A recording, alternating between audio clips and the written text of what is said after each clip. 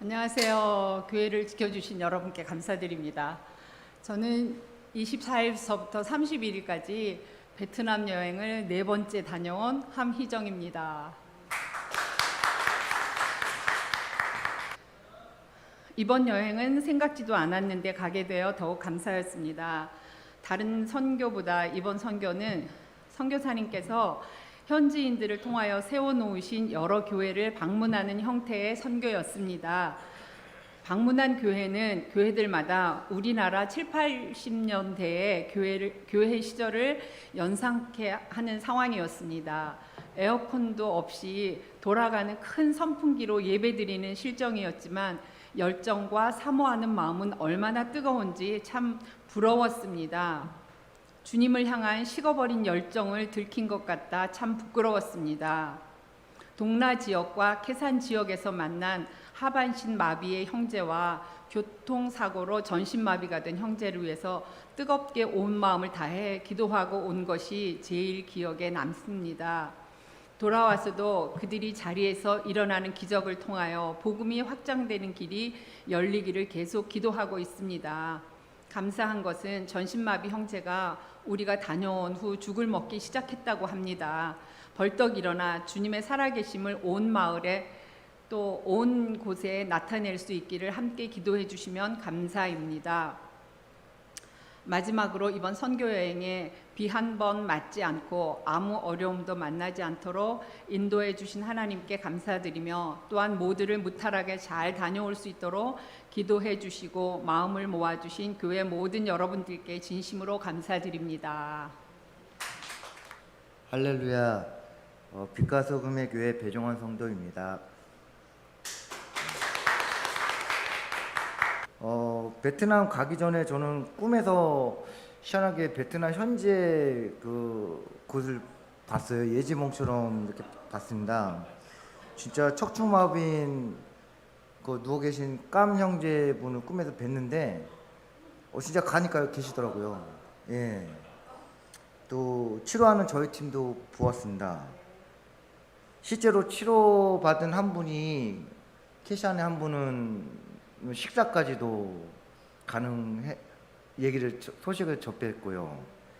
그리고 또 가기 전에 또 구름으로 얼굴 모양을 좀 많이 보이더라고요. 그리고 유의를 많이 보았고 또 햇빛으로 조명처럼 많이 빛나는 걸 많이 보았고요. 그곳 베트남 하롱베이를 갔는데 3,000개의 섬이 넘는 그 아름다운 곳에 또 구름으로 천사의 모양처럼 그런 장면도 보면서 사진도 찍었고 진짜 하나님이 친밀히 동행해 주시고 증거가 된 것 같은 그런 확신을 했습니다. 그들의 간절한 믿음에서 성령 충만함에 진짜 감동받았습니다. 저는 뭐 자유로운 믿음을 하는 저로서는 회개하고 또 간절한 기도와 믿음 생활 또 빛과 소금의 교회 일꾼으로 나아가겠습니다. 안녕하세요. 저는 빛과 소금의 교회 김희영 집사입니다. 베트남 단기 선교 여행을 다녀오게 해주신 하나님께 감사드립니다. 여행을 떠나기 전 저희 팀은 계속해서 모임을 갖고 목사님을 예배를 드리고 여행을 준비했습니다. 멤버 중 최영길 집사님께서는 아침 저녁으로 여행을 위해서 기도를 하고 있다고 말씀을 해주셨습니다. 빛과 소금의 교회 식구들도 저희를 위해서 기도해 주었다고 생각합니다. 베트남 선교는 이경우 선교사님께서 돌보시는 교회를 중심으로 이루어졌고 5개에서 6개의 교회를 방문하였으며 우리가 방문한 것을 정말 예수님이 방문한 것처럼 기뻐하며 반겨주셨습니다. 또한 최선을 다해서 대접해 주시는 것도 느낄 수 있었습니다. 첫날 도착한 곳에서 예정이 없었던 교회를 방문하게 되었는데 영어와 베트남어, 라오스어, 소수부족 언어로 2명이 동시 통역을 하여 대화를 할 수 있었습니다. 그 교회를 중심으로 지하교회가 가정교회 형태로 조직되어 있었으며 베트남에선 하나님을 믿는 것이 불법이기 때문에 김윤선 목사님을 목사님이라고 부르지 못하고 팀장님이라고 불러야 했습니다. 그곳에서 우리 팀에게 갑자기 찬양을 인도해 달라고 부탁하였습니다.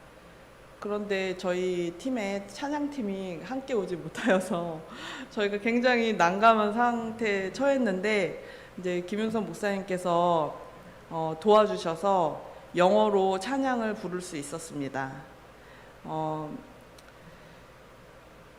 또 목사님께서 영어로 설교를 하시면 김윤선 목사님이 영어로 설교를 하시면 두 명의 동시 통역사가 베트남어와 라오스어로 통역을 해서 전달을 해줘서 성공적으로 뜨거운 예배를 드릴 수 있었습니다.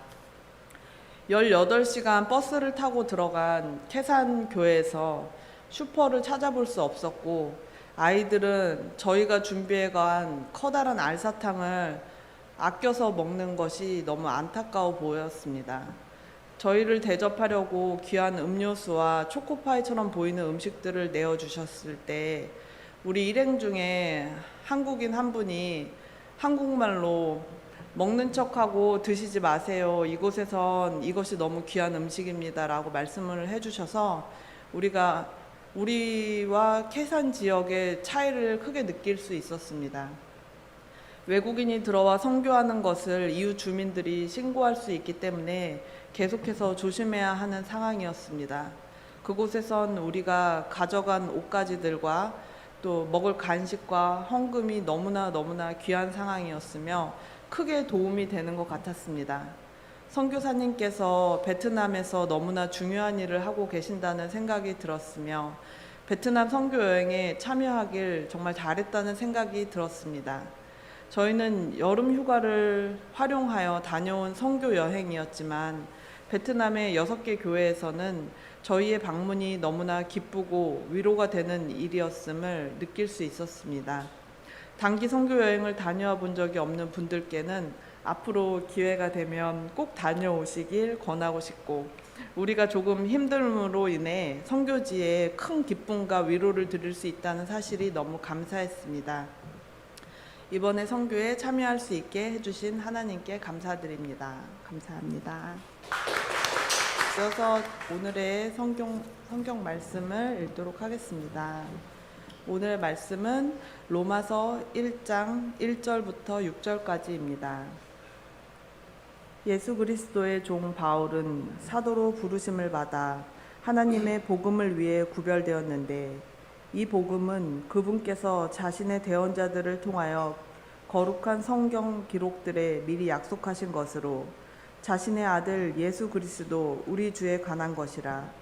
그분께서는 육체로는 다윗의 씨에서 나셨고 거룩함의 영으로는 죽은 자들로부터 부활하심으로써 하나님의 아들로 권능 있게 밝히 드러나셨느니라.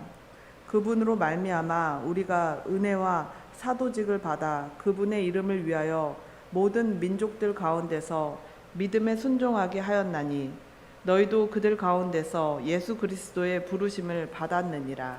아멘. 우리가 예수 그리스도를 다른 사람들에게 전할 때, 또 복음을 전할 때 하나님께서 우리에게 주시는 것이 무엇이냐 하면 기쁨입니다. 복음을 전할 때 하나님께서 우리에게 기쁨을 주세요. 이번에 베트남이라고 하는 나라를 품고 그 나라를 위해서 기도하면서 하나님께서 대한민국도 사랑하시지만 베트남을 참 사랑하시는구나 라는 것을 느꼈습니다. 또 베트남이라는 나라가 굉장히 아름답더라고요.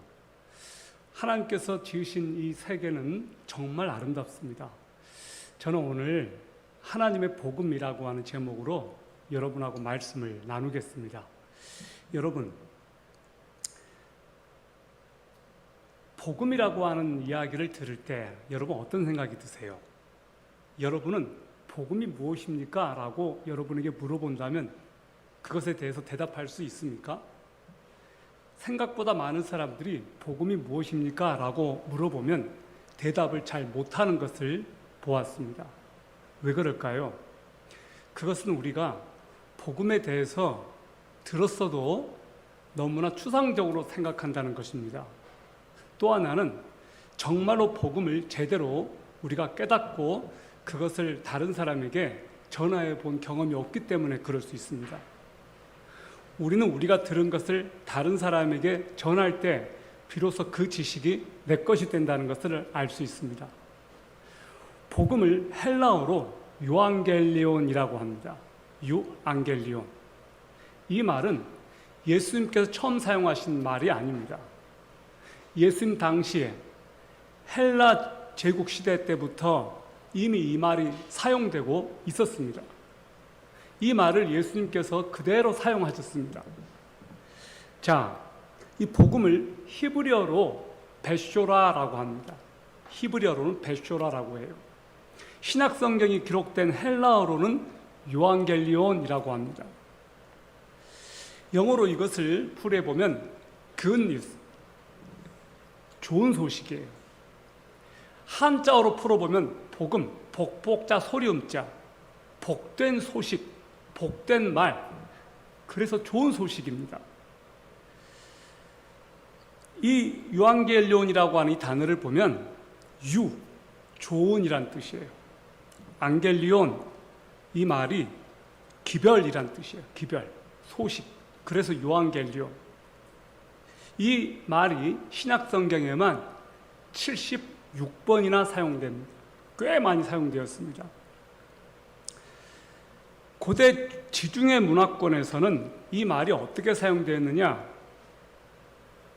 로마 황제가 다른 지역으로부터 승전의 소식을 보고 들을 때 황제님 요앙겔리온입니다 라고 하는 보고를 들었습니다.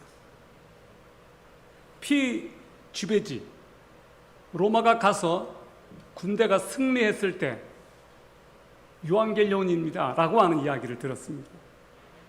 여러분, 기원전 9년 고대 비문이 발견되었는데요. 거기에서 로마 황제 아우구스투스 자신이 탄생한 것에 대해서 신의 생일은 세상을 위한 기쁜 소식이다 라고 이렇게 언급을 했어요. 그때 요앙겔리온이란 말이 사용이 되었었습니다. 도미티아누스 이 황제 때 이 사람이 기원 후 51년에서 96년 이 사이에 통치를 했습니다. 근데 이 황제가 스스로를 신이여 황제라고 자처하면서 요앙겔리온이라고 하는 것을 외치고 자신을 숭배하도록 했습니다.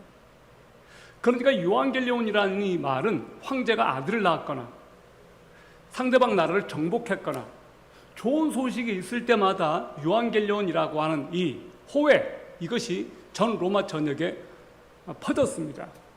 요앙겔리온, 기쁜 소식이요. 그런데 우리 주님께서 오셨을 때 진짜 요앙겔리온이 된 겁니다. 아멘? 정말로 우리 주님은 황제의 탄생, 황제의 정복 못지않게 가장 기쁜 소식일 수밖에 없었습니다. 그것은 왜 그러냐?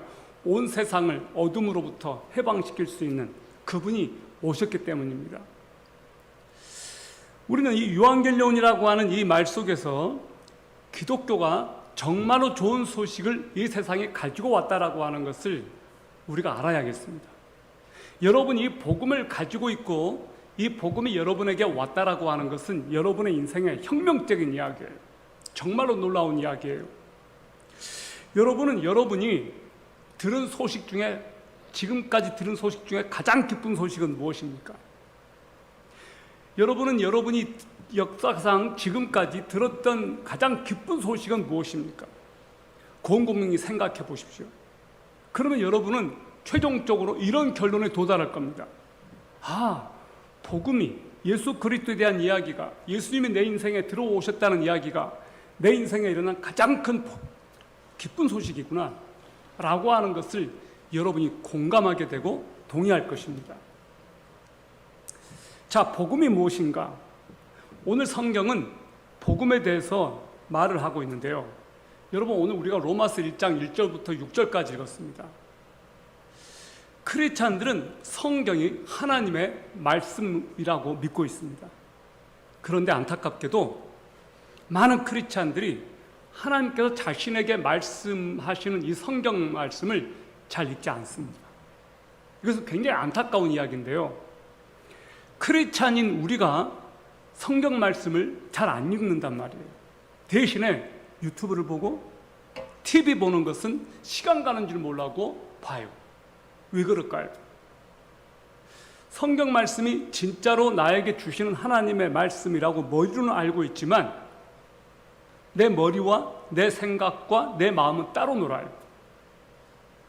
여러분 누구를 사랑해 본 적 있을 겁니다. 우리 부모님들, 할아버지, 할머니 세대가 어렸을 때는 지금처럼 카톡이 없었습니다. 그때는 사랑을 표현할 때 주로 편지를 썼습니다. 저도 제 아내한테 연애 편지 많이 썼어요. 군대를 가게 되면 애인이 또 편지를 써줘요. 군인들이 얼마나 그 편지를 기다리는지 몰라요. 지금은 군인들도 거의 편지를 안 쓴대요. 카톡으로. 군대에서도 웬만하면 다 이제 스마트폰을 사용하니까요. 성경은 하나님께서 여러분에게 주시는 사랑의 편지예요. 여러분이 하나님을 사랑한다면 하나님께서 매일매일 여러분에게 주시는 편지를 읽고 싶어 하지 않습니까? 않겠습니까? 그런데 우리는 하나님께서 나에게 쓰셨다는 이 사랑의 편지를 안 읽어요. 왜 그럴까요? 하나님을 사랑하지 않기 때문입니다. 제 말이 진실일 겁니다. 여러분이 정말로 하나님을 사랑한다면 매일매일 하나님의 말씀을 너무너무 읽고 싶어 할 거예요.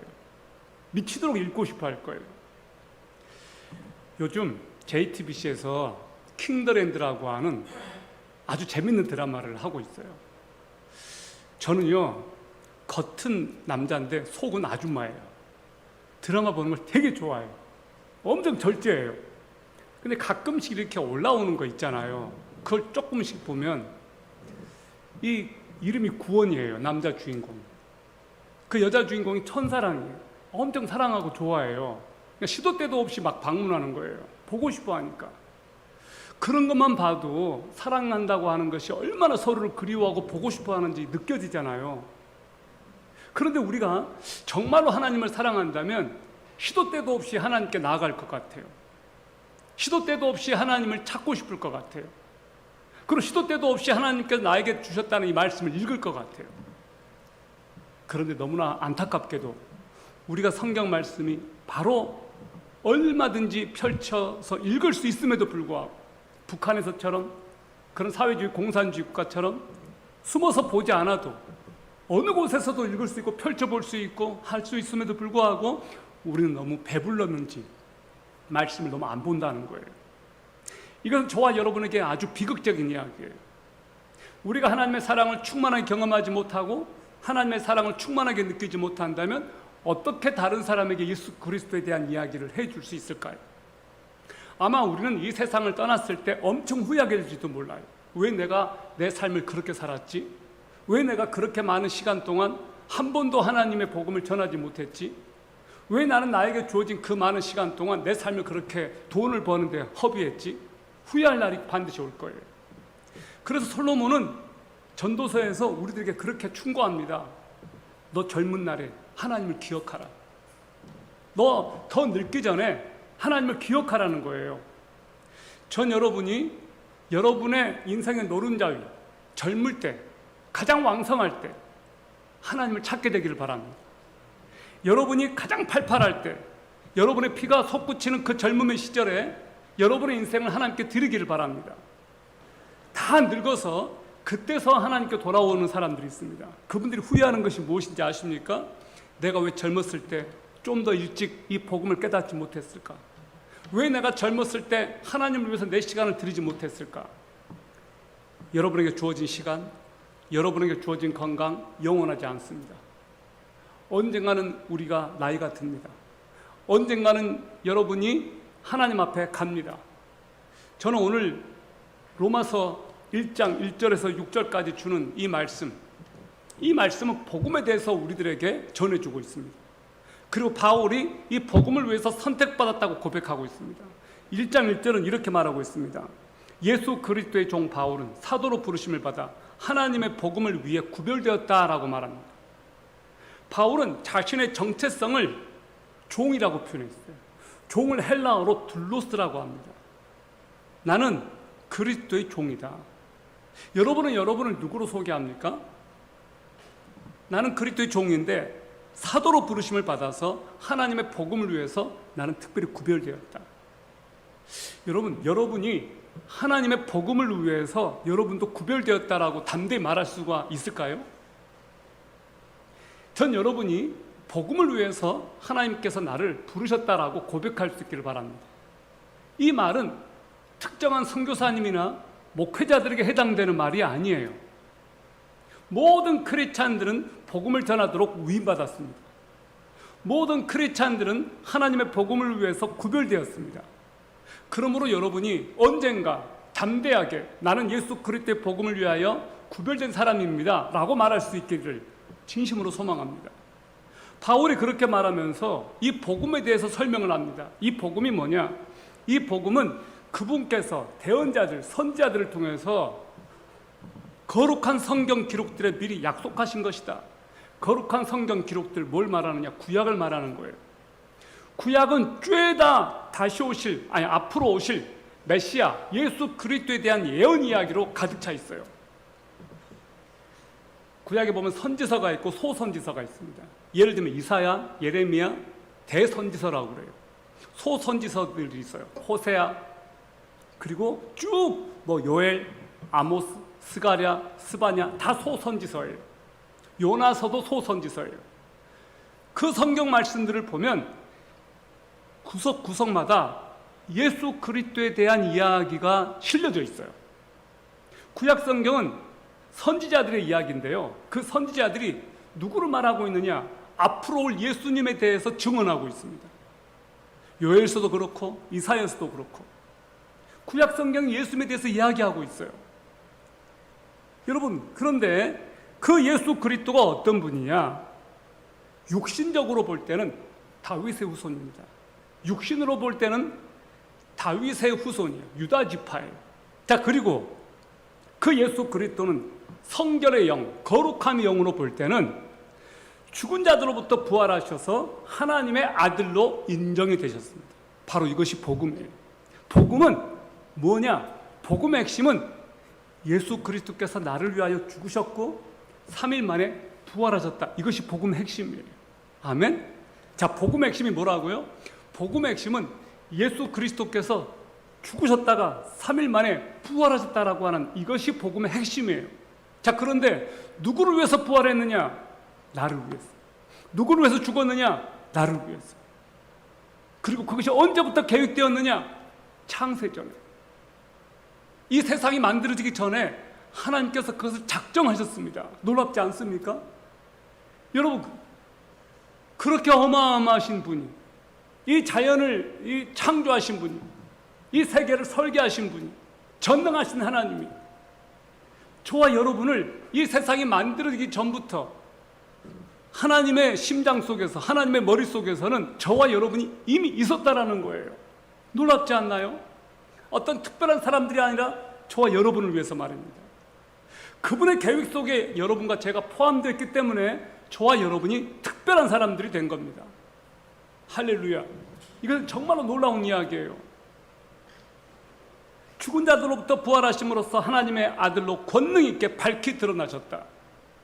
이것이 복음의 핵심이에요.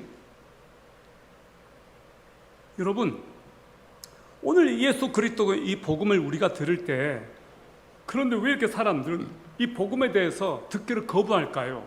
그리고 왜 이렇게 많은 사람들이 복음에 대해서 관심이 없을까요?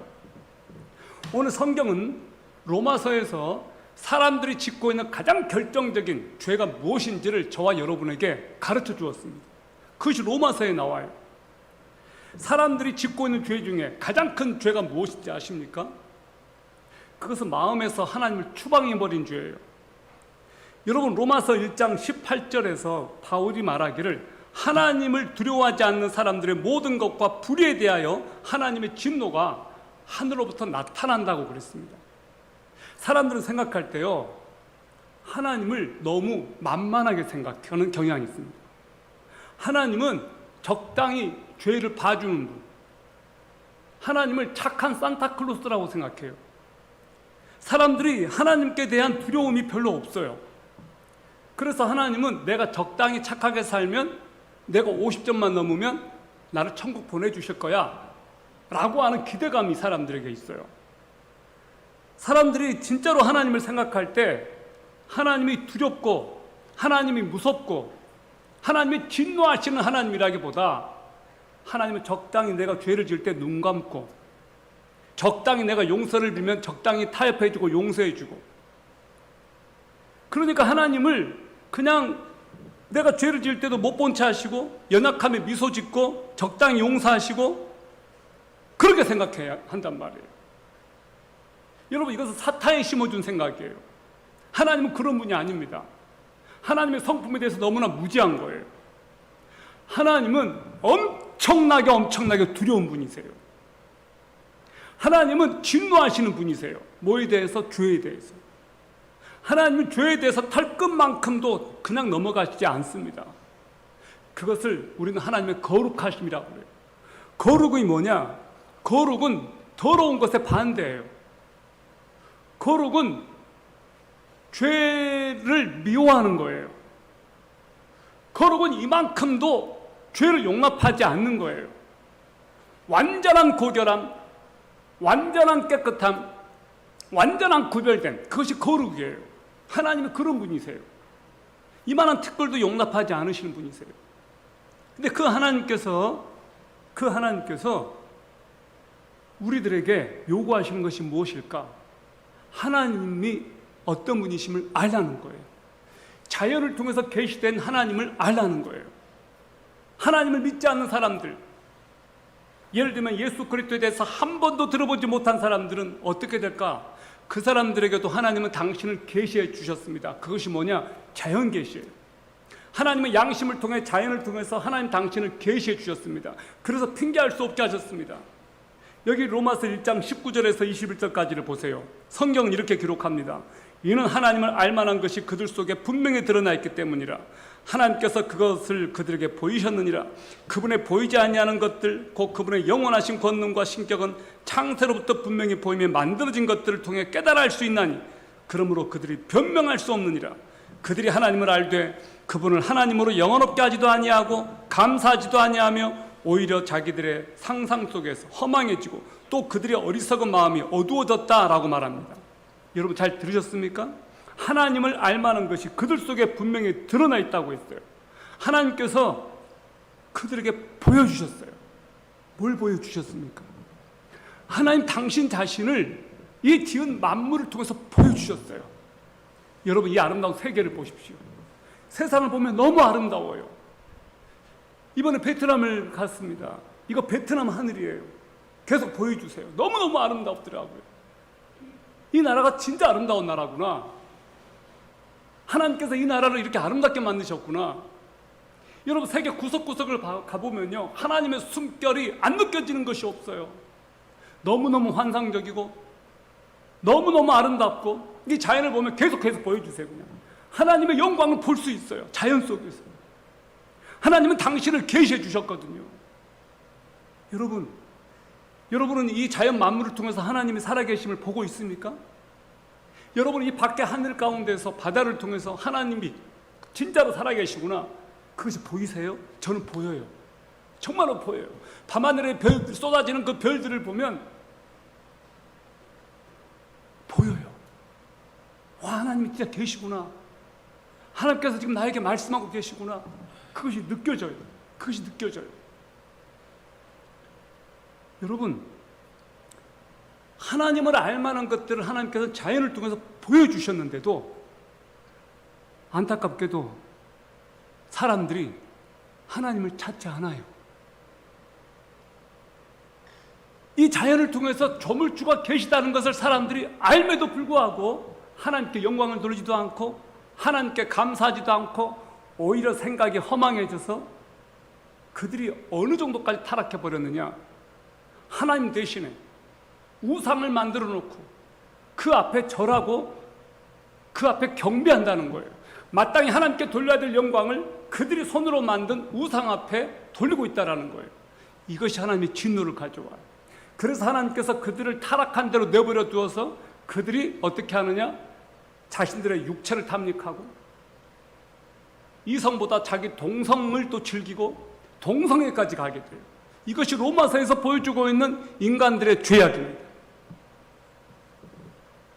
여러분, 하나님은 그분을 오늘도 계시하고 있습니다.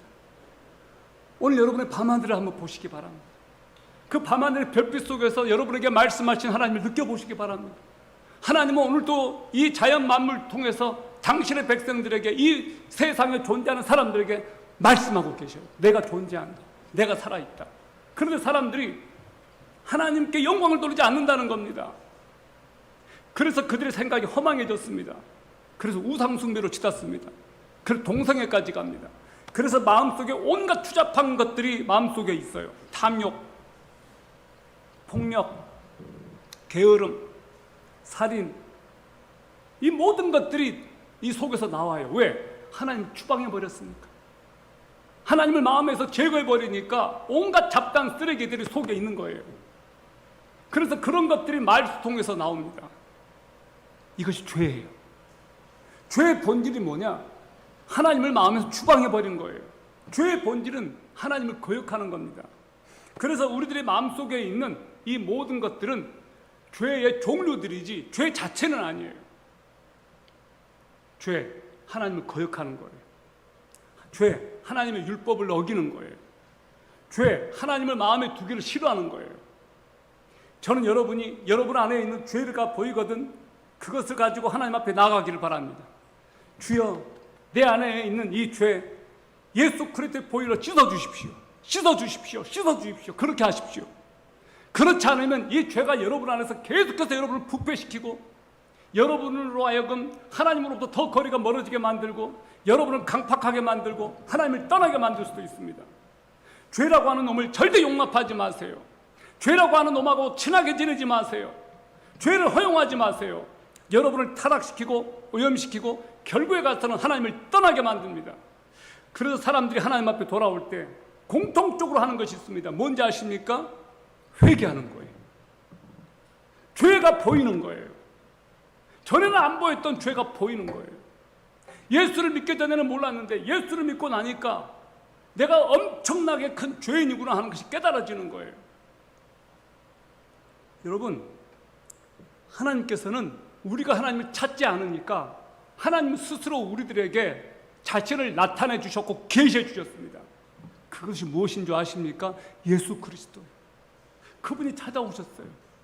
우리가 하나님을 찾아야 되는데 우리가 하나님을 찾지 않으니까 하나님께서 우리들에게 찾아오셨어요.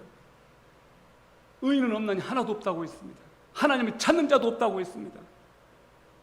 다 악하고 죄를 짓는 데 너무나 빠르지만 하나님을 찾는 데는 너무너무 느려 터졌어요. 여러분 보세요. 성경을 그렇게 읽으라고 해도 안 읽어요. 왜 그럴까요? 여러분 다른 사람의 죄를 보지 마시고 여러분을 보세요. 여러분은 하나님 말고는 다른 것에는 너무나 바빠요. 하나님께는 시간을 드리는 것이 왜 이렇게 인색할까요? 하나님 앞에 나가는 것이 왜 그렇게 나에게는 어려운 걸까요? 생각보다 우리는 하나님 앞에서 너무나 교만해요. 우리는 정말로 하나님께서 우리를 사랑하시고 그분이 거룩하신 분이신 것을 머리로는 아는데 내 생각과 내 삶 속에서는 그분의 거룩함을 나타내지 않아요. 그래서 우리는 강력하게 한 방 먹어야 정신 차리죠. 한번 사고라도 한번 터져야 그제서야 정신 차려요. 그것이 우리예요. 사람들이요, 여러분에게 조그만 호의를 베풀어줘도 감사합니다, 고맙습니다라고 하는데 하나님께서 나에게 어마어마한 은혜를 베푸셨는데도 그분에 대해서는 감사하지 않아요. 왜 이럴까요? 여러분, 많은 사람들이 성경의 가르침을 제대로 직면하게 된다면 정말로 우리가 엄청난 죄인이구나 하는 것을 깨닫게 돼요. 좋은 소식을 여러분이 경험하려면 나쁜 소식부터 들어야 돼요. 기분 나쁘지만 이 소식부터 들어야 돼요. 여러분에게 일어날 수 있는 가장 기분 나쁜 소식은 뭘까요? 당신 죽는다예요. 당신 죽는다. 암에 걸려서만 죽는 거 아닙니다. 당신 죽는다예요. 그리고 오늘 죽을 수도 있어요.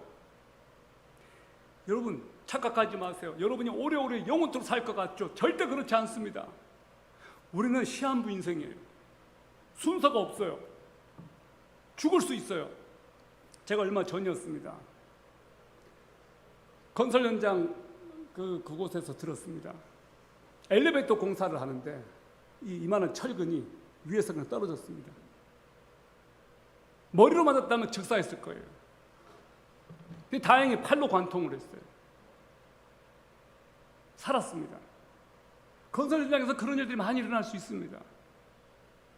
군대에서 이런 일들이 일어날 수 있습니다.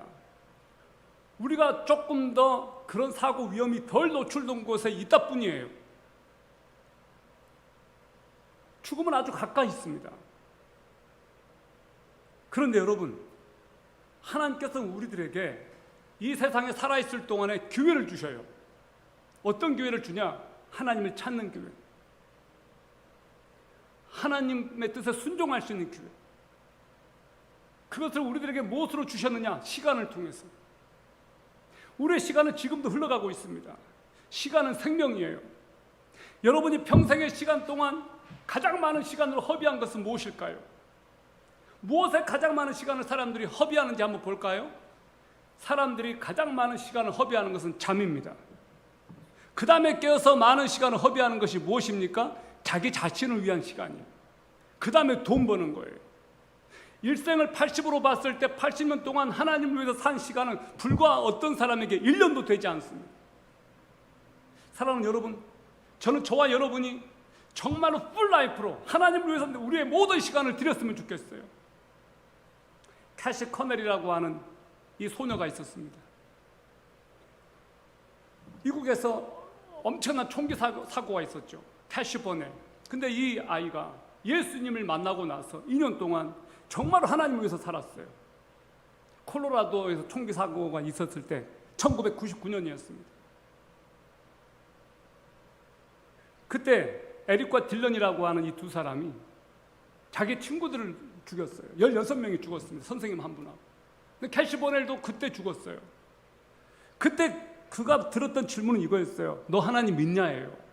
캐시 버넬이 예스라고 대답했어요. 그리고 죽었습니다. 근데 죽기 전에 이 아이는 수련회 때 예수님을 만나고 2년 동안 예수님을 위해서 살았어요. 주님을 위해서 살았어요. 그래서 그 질문 앞에서 1초도 망설임 없이 예스라고 대답했던 거예요. 저와 여러분이 그럴 수 있을까요? 어떤 사람들은요, 나 놀 거 다 놀고 막판에 가서 나 그때 가서 예수님 믿을 거예요. 그렇게 생각하는 사람들이 있어요. 여러분, 그런 생각 가질 것 같으면 빨리 버리세요. 여러분, 오늘 우리가 말씀을 들었습니다. 대부분 사람들은요, 영원한 지옥을 향해 달려가고 있습니다. 천국이 하나님의 사랑을 받아들이는 사람들에 대한 하나님의 무한한 사랑을 증명하는 곳이라면, 지옥은 하나님의 진노를 경험할 수밖에 없는 사람들이 가는 곳입니다. 천국과 지옥은 정말로 실제예요. 그리고 그 선택은 저와 여러분에게 달려 있습니다. 인간에 대한 하나님의 사랑을 생각할 때 하나님께서 우리를 왜 창조하셨는지 생각해 봐야 됩니다. 창세기 1장 27절에 보면 하나님이 그분의 형상대로 사람을 만드셨습니다. 남자와 여자를 만들었다고 나옵니다.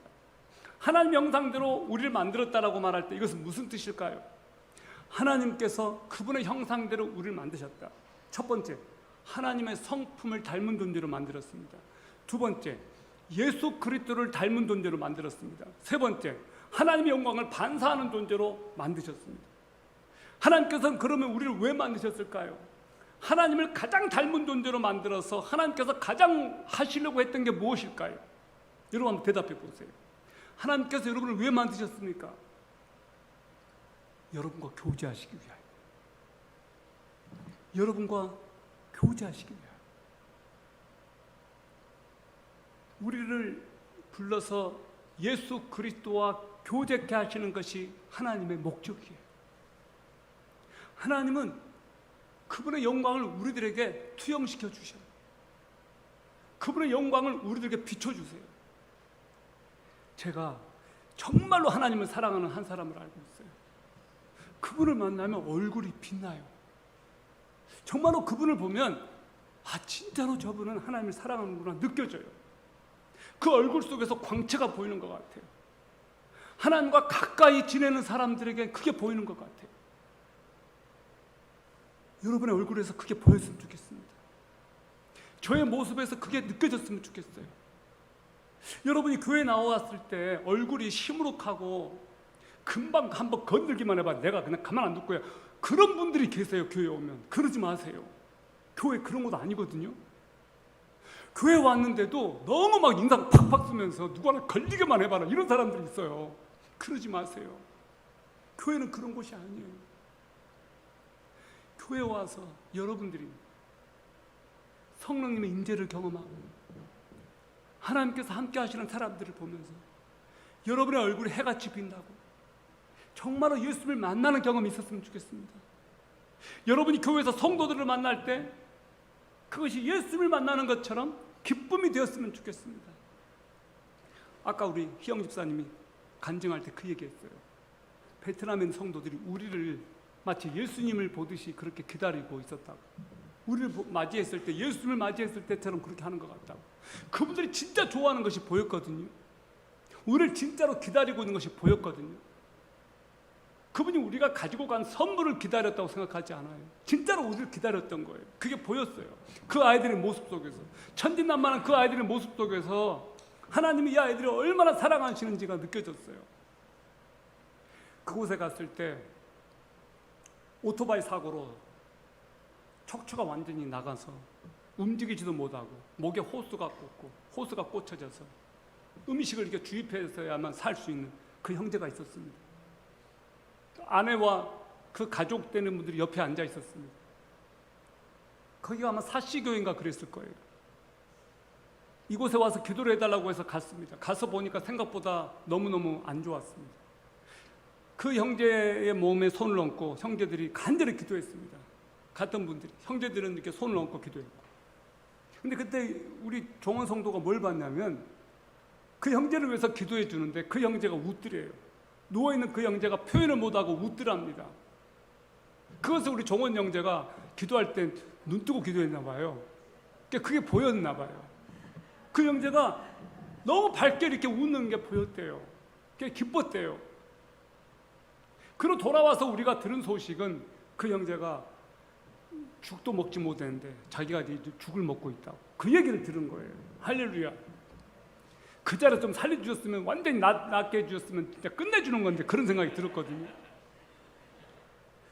그 한 형제를 위해서 기도해 주라고 우리가 그곳에 갔다고 해도 아깝지 않았을 것 같아요. 또 다른 곳에서 또 다른 형제가 또 그렇게 누워 있었습니다. 그곳에 가서 또 그렇게 기도를 했습니다. 여러분, 왜 하나님께서는 그들을 그렇게 사랑하실 수밖에 없었을까? 왜 척추가 마비되는 그 형제들을 하나님께서 살려주고 계실까? 그들을 통해서 하나님의 영광을 보게 하고 그 한 생명의 가치 때문이 아닐까요? 인간에 대한 하나님의 절대적인 사랑을 생각할 때 하나님은 그토록 우리와 교제하고 싶어 하신다. 여러분과 교제하고 싶어 하신다. 여러분을 만나고 싶어 하신다. 여러분으로부터 예배받기를 원하신다. 그것이 하나님의 마음이에요. 그 하나님의 마음을 알고 그분의 사랑을 경험하면 경험할수록 사람들이 하나님께 이제 자신을 드리고 싶어 해요. 그리고 하나님 앞에 시간을 바쳐요.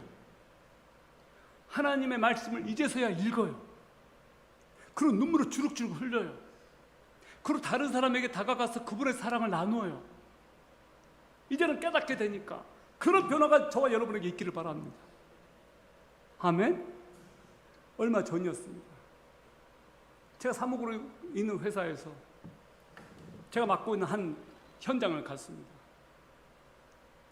이분은 온지 다른 회사에서 이동한 지 3주 된 분이었어요. 태어나서 한 번도 군대에 있을 때 몇 번 말고는 교회를 가본 적이 없었습니다. 성경에 대해서 들어본 적이 없었습니다. 제 마음속에 이분에게 복음을 전해야 되겠다라고 하는 마음이 들었습니다. 저랑 첫 만난 시간이었는데 복음을 전했습니다. 이 형제가 받아들였어요. 기다리고 있었다는 듯이 받아들이더라고요.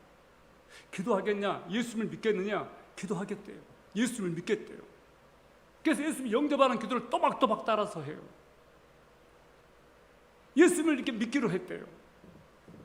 너무너무 기뻤어요. 아, 지금도 이렇게 하나님의 복음을 누군가가 전해만 준다면 듣고 싶어하고 믿을 준비가 되어 있는 사람들이 주변에 있구나. 우리가 다만 못 찾았을 뿐이구나. 여러분, 로마서에 그런 말씀이 기록되어 있습니다.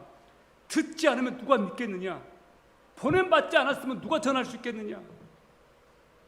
여러분, 그래서 가는 거예요.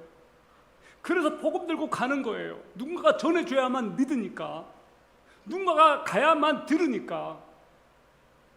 여러분, 이제 결론입니다. 하나님의 복음은요, 창조주에 대한 죄와 거역 때문에 마땅히 받아야 되는 하나님의 진노로부터 당신의 백성들을 구원해 주시는 거예요. 그래서 그것을 기쁜 소식이라고 부르는 거예요. 여러분, 사람들의 운명이 죽으면 지옥 가는 운명이에요. 그들이 지옥에 가지 않고 영원한 생명을 얻게 되는 유일한 길이 있습니다. 바로 예수 그리스도를 믿는 거예요. 예수 그리스도께서 모든 인류의 죄를 위하여 당신 자신이 십자가에 달려 죽으셨습니다. 얼마 전에 영화를 하나 봤습니다. 로마 때 전쟁 영화였어요. 그 전쟁에서는 죄수들을 십자가에 처형시키더라고요. 적국의 포로들을 갖다가 십자가에 처형시키는 것이었습니다. 예수님은 범죄자나 당하는 그 지옥스러운 십자가 처형을 당하셨습니다. 누구를 위해서요? 저와 여러분을 위해서. 저와 여러분의 허물 때문에. 우리가 마땅히 받아야 될 진노를 예수님께서 하나님 아버지로부터 받으셨어요. 그리고 그분은 죽으셨습니다. 누구 죄 때문에? 우리 죄 때문에. 우리 죄 때문에 죽으신 거예요. 그리고 그분은 하나님이시기 때문에 다시 살아나신 거예요. 그래서 성경에 이 말씀이 있어요. 로마서 3장 23, 24절에 모든 사람이 죄를 지어 하나님의 영광 이루지 못하더니 그리스도 예수님 안에 있는 구속을 통해 하나님의 은혜로 값없이 이롭게 되었느니라. 예수님 안에 있는 구속을 통해 하나님의 은혜로 값없이 의롭게 되었느니라. 여러분 잘 들으세요. 천국은 의로운 자들만 갈 수 있어요. 천국은 죄 하나도 없는 자들만 갈 수 있어요. 그런데 우리는 이미 다 죄인이에요. 방법은 딱 하나. 예수 그리스도께서 우리를 의롭게 해주셔야 돼요. 의롭게 되는 방법은 딱 하나. 예수 그리스도의 피를 통해서. 예수 그리스도의 보혈의 공로가 그래서 중요한 거예요. 예수 그리스도께서 우리를 의롭게 해주셔서 우리가 의인이 되어서 천국에 들어갈 수 있는 길이 열린 겁니다. 할렐루야. 죽을 수밖에 없는 우리에게 하나님께서는 예수 그리스도의 피를 통하여 우리를 의롭게 하시고 깨끗하게 하셔서 영원한 생명을 주셨고 영원한 천국에 갈 수 있는 길을 열어주셨습니다. 이것이 복음이에요. 여러분 절대로 이 복음을 과소평가하지 마세요. 이 복음을 꼭 기억하세요. 예수 그리스도께서 나를 위해 죽으시고 부활하셔서 나를 죽음의 저주에서 영원한 멸망에서 해방해 주시고 자유케 하셨고 영원한 생명을 주셨고 천국에서 영원히 살 수 있는 길을 열어주셨고 나를 살리셨다는 좋은 소식, 그게 복음이에요. 여러분, 저는 복음을 전할 때 여러분의 눈빛이 반짝반짝 빛났으면 좋겠습니다. 여러분이 복음을 통해서 누군가를 살릴 수 있기를 바랍니다. 시간이 없습니다. 시간이 없어요. 저와 여러분이 살아있는 동안에 예수 그리스도께서 이 땅에 오시는 것을 볼지도 모르겠습니다. 다시 말씀드립니다. 우리는 절대 영원히 이 세상에 살지 않습니다. 반드시 주님께서 오십니다. 반드시 주님께서 심판하러 오십니다. 그때 예수 그리스도의 얼굴을 보면서 그분을 와락 끌어안게 되는 저와 여러분 되기를 소망합니다. 그 영광의 날을 기다리고 사모하고 영원한 생명, 영원한 천국을 매일매일 묵상하시고 이 땅에서 예수 그리스도와 함께 정말로 기쁘고 즐겁게 이 세상에서 나에게 주어진 일을 감당합시다. 그리고 다른 사람을 더 사랑합시다. 매일매일 성령님이 나를 지배해 주시도록 나를 그분께 맡깁시다. 죄를 짓게 되는 그런 유혹이 올 때마다 주님 도와주세요. 이 죄를 이기도록 도와주세요. 라고 기도로 나아가십시오. 그리고 죄를 이기는 크리스찬들이 되시기 바랍니다. 주님께서 여러분과 함께 하십니다. 주님께서 여러분의 편에 계십니다. 도와주십니다. 그분을 붙잡으십시오. 아멘. 그분을 의지하십시오. 기도하겠습니다. 살아계신 하나님 아버지, 우리들에게 예수 그리스도를 보내주셔서 감사합니다. 예수 그리스도를 통해서 우리들에게 하나님의 그 큰 사랑을 알게 해주셔서 감사합니다. 우리들에게는 하나님의 사랑과 하나님의 은혜가 깨달아지고 그 은혜를 경험한 사람들이 정말로 하나님께 내 자신의 모든 것들을 바쳐도 아깝지 않은 그런 은혜가 필요합니다. 오늘 당신의 백성들에게 찾아오셔서 그 은혜와 사랑을 깨달은 자들이 또 다른 사람들에게 예수 그리스도의 복음을 전하는 이 큰 사명을 받았는데, 바울이 복음을 위해서 택정을 받았듯이 우리도 또 복음을 위해서 우리도 구별받았음을 믿습니다. 당신의 백성들에게 믿음을 주시옵소서. 당신의 백성들에게 용기를 주시옵소서. 복음을 간직한 자들로 이 세상에서 하나님의 영광을 위해서 하루하루를 기쁨과 감격 속에서 살도록 성령이여 도와주시옵소서. 주 예수 그리스도의 이름으로 기도합니다. 아멘. 여러분, 설교를 잘 들으셨습니다. 설교를 듣고 난 여러분의 반응이 어떻습니까? 여러분, 하나님을 찬양하고 싶어지지 않습니까? 여러분이 정말로 이 설교를 듣고 나서 정말로 죄를 하나님 앞에 고백하고 싶어지지 않습니까?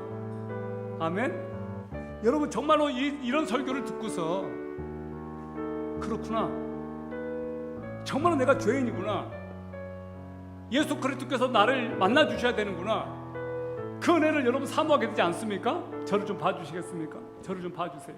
제발 저를 좀 보세요. 간절하게 여러분에게 호소합니다. 정말로 주님을 만나셔요. 정말로 그 주님을 뜨겁게 만났으면 좋겠어요. 아멘.